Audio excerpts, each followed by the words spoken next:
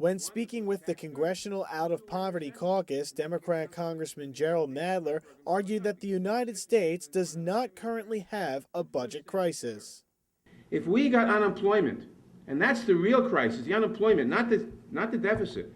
We don't have a deficit problem right now. In the long term, we have a deficit problem. We got to get it under control, but not right now.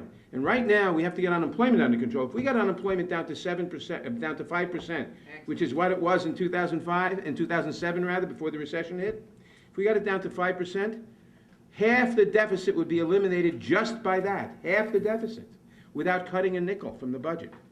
So we have to address the real problem. The real problem is we're not taxing properly. Nadler also says the United States needs a higher tax rate for corporations. In 1950, corporations paid taxes equal to 8% of GDP. Today they're paying taxes equal to less than 1% of GDP.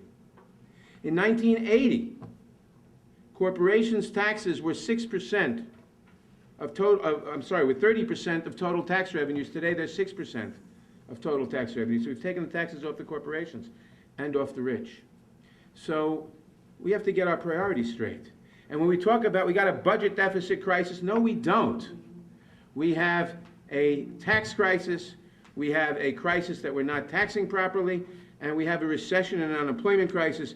And the way to get out of that unemployment process is to suspend money on more food stamps and on aid to the states and local governments so they don't lay off people, and on infrastructure so we can be competitive and put people to work. And if we did that, unemployment would go down, tax receipts would go up, and we'd be well on our way out of this so-called crisis. Nicholas Balsi, CNSnews.com, The Capitol.